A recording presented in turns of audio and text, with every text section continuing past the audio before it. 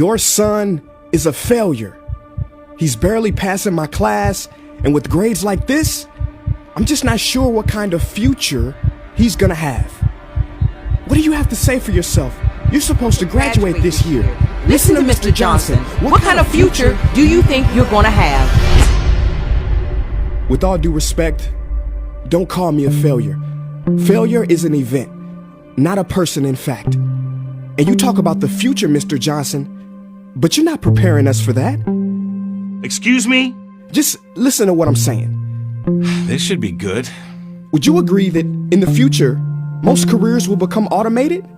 Yeah, so?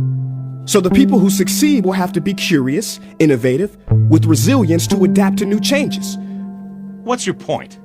My point is, the focus in this school is not on that. It is on regurgitating information and test taking, and that's just real. But in today's world, creativity is the most important leadership skill. Oh, that's how you feel. You don't have to believe me, but maybe you will believe the 1,500 executives who recently said creativity is the most important leadership skill. See, pretty soon, no one will be hired because of what they know. Because who cares what you know or if you've memorized a fact? We've got Google and Siri for that. In the future, people will be hired because of what they can do with their knowledge. Can they creatively solve real-world problems, not just follow instructions or directions and bubble in multiple choice questions?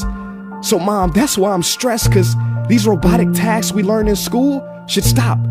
Because no one can do a robot's job better than a robot. Billionaire founder of Alibaba, Jack Ma, said that we should not compete with artificial intelligence, but instead focus on developing unique human intelligence. Mr. Johnson, drills are for teeth, not the human mind. So these repetitive knowledge-based tasks we must leave behind. Or in the future, you're gonna find a lot of people graduating out of your class right into the unemployment line. See, many top companies today don't look at grades. Mom, that old way is expiring. Google has been quoted as saying GPAs are worthless criteria for hiring. Founder of Tesla, Elon Musk, agrees. So I say this with unease and sorrow. If you continue to teach today as you taught yesterday, then you rob us students of tomorrow. Mr. Johnson, I'm gonna keep it real with you. Sometimes sitting in your class is tough. I'm constantly thinking, if I don't look up at the clock, maybe it'll speed up. So I listen to you do my work and pay attention, feeling like an hour had to have gone by. But it was only 3 minutes. So if you wonder why we're bored in class, look, you want to get a kid to hate reading? Give them this, a school textbook. And some people think it's our fault, and that hurts me. They say you can lead a horse to water, but you can't make him drink. And to that I say no. Firstly, you can put salt in that horse's hay and make him thirsty. And if you bring joy in your classroom, you can make any bad student nerdy, as he or she discovers the beauty of truly learning. Mr. Johnson, I mean no disrespect. You have the most important job on this planet. You build, create, and save lives. But if you really care about my future, like you say, then you have to fully commit and ask yourself honestly, how do I prepare a child for a future that doesn't yet exist? Here's a hint. The answer is not found in this. It's using this and this. See, in the future, we will need more passion and compassion. People with inspired hearts and wisdom to uplift this planet. And Mom, I love you, but can I be real?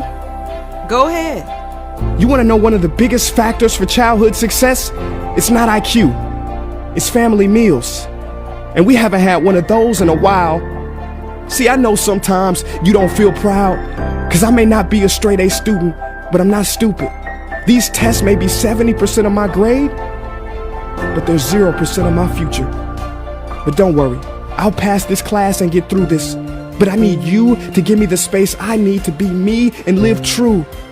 Because the best feeling in the world is that your own parents get you.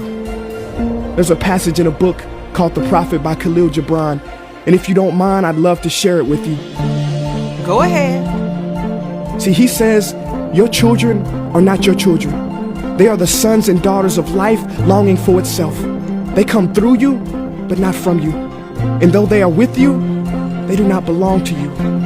You may give them your love, but not your thoughts, for they have their own thoughts. You may house their bodies, but not their souls, for their souls dwell in the house of tomorrow. So, Mom, I'd appreciate it if you give me the love that I need to pursue my dreams. See, if we are to succeed, all three of us need behavior change on all fronts.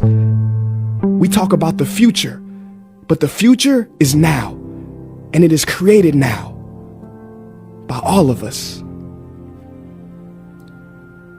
I've never heard you speak like that before. Yeah, I didn't know. But I'm going to reach out to administration and try to change some things. You have my word.